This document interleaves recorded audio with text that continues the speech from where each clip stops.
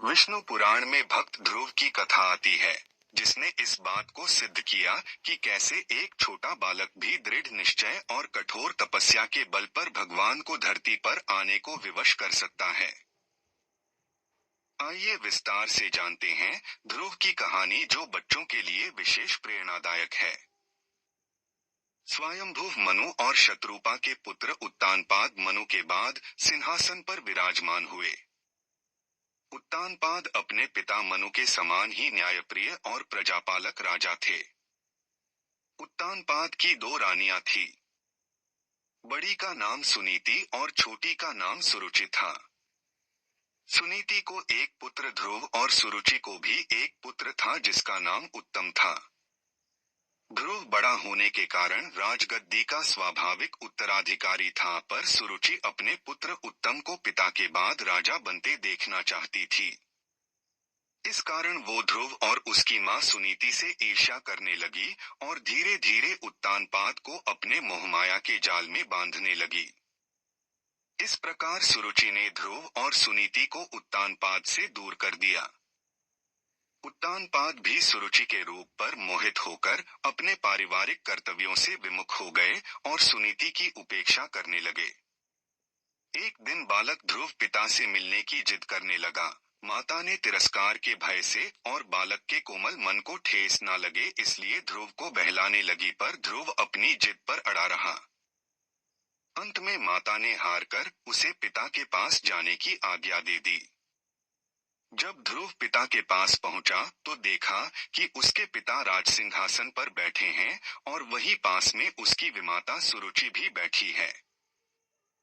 अपने भाई उत्तम को पिता की गोद में बैठा देखकर ध्रुव की इच्छा भी पिता की गोद में बैठने की हुई।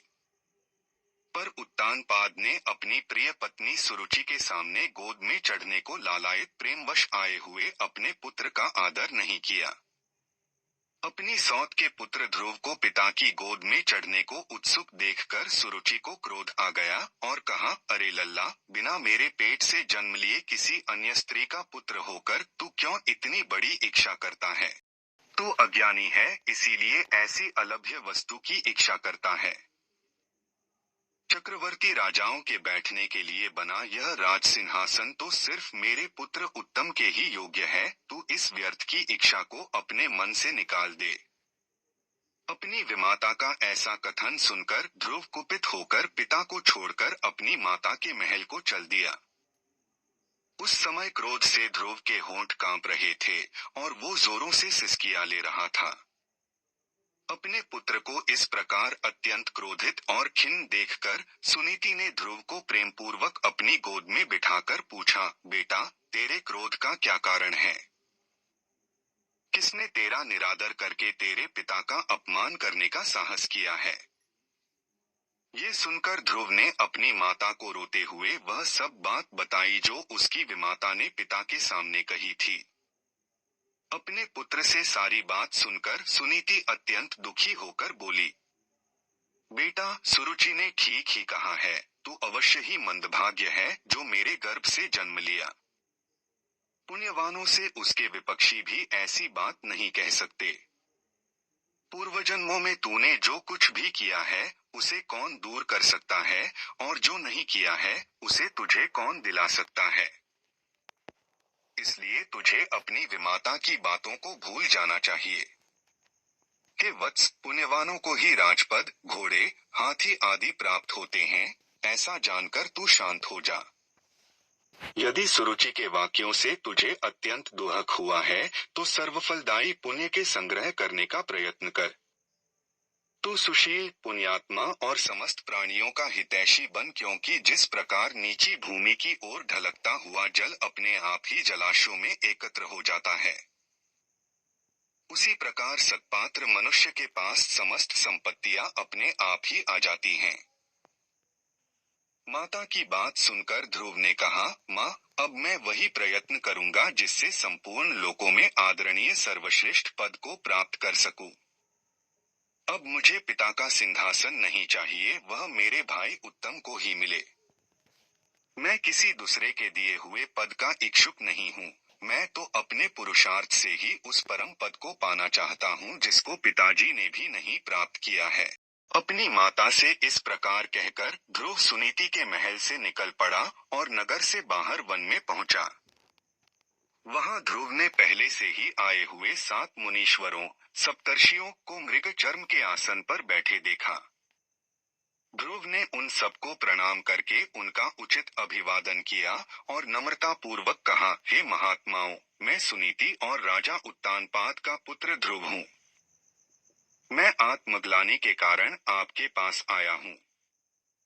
यह सुनकर ऋषि बोले, राजकुमार, अभी तो तू सिर्फ 4-5 वर्ष का बालक जान पड़ता है। तेरे चिंता का कोई कारण भी दिखाई नहीं देता है, क्योंकि अभी तो तेरे पिता जीवित हैं, फिर तेरी ग्लानि का क्या कारण है? तब ध्रुव ने ऋषियों को वह सब बात बताई जो सुरुचि ने उसे कहे थे। ये सुनकर ऋषिगण आपस में कहने लगे, अहो, क्षात्र तेज कैसा प्रबल है, जिससे इस नन्हे बालक के हृदय से भी अपनी विमाता के दुर्वचन नहीं टलते। ऋषि बोले, हे क्षत्रिय कुमार, तूने जरूर कुछ निश्चय किया है। अगर तेरा मन करे तो वह हमें बता। हे तेजस्वी, हमें यह भी बता कि हम तेरी क्या सहायता करें। ध्रुव ने कहा, हे मुनिगण, मुझे न तो धन की इच्छा है और न ही राज्य की। मैं तो केवल एक उसी स्थान को चाहता हूँ जिसको पहले किसी ने न भोगा हो। हे मुनिश्रेष्ठ, आप लोग बस मुझे यह बता दें कि क्या करने से मुझे वह श्रेष्ठ स्थान प्राप्त हो सकता है। ध्रुव के इस प्रकार से पूछने पर सभी ऋषिगण एक एक करके ध्रुव को उपदेश देने लगे।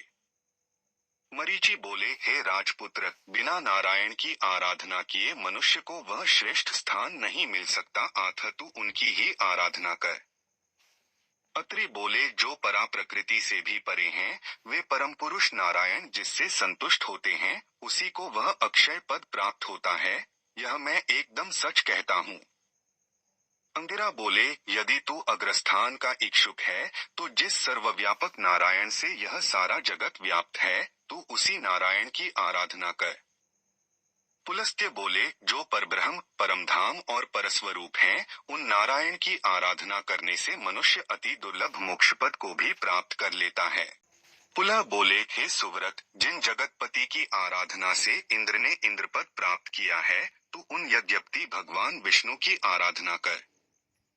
क्रतु बोले, जो परम पुरुष यज्ञ पुरुष, यज्ञ और योगेश्वर हैं, उन जनार्दन के संतुष्ट होने पर कौन सी वस्तु दुर्लभ रह जाती है।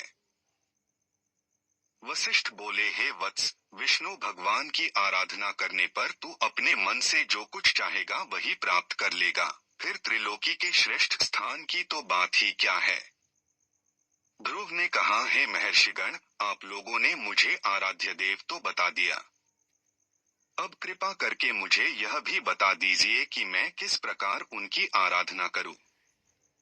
ऋषिगण बोले, हे राजकुमार, तू समस्त बाह्य विषयों से चित्त को हटाकर उस एकमात्र नारायण में अपने मन को लगा दे और एकाग्रचित्त होकर ओम नमो भगवते वासुदेवाय इस मंत्र का निरंतर जाप करते हुए उनको प्रसन्न कर।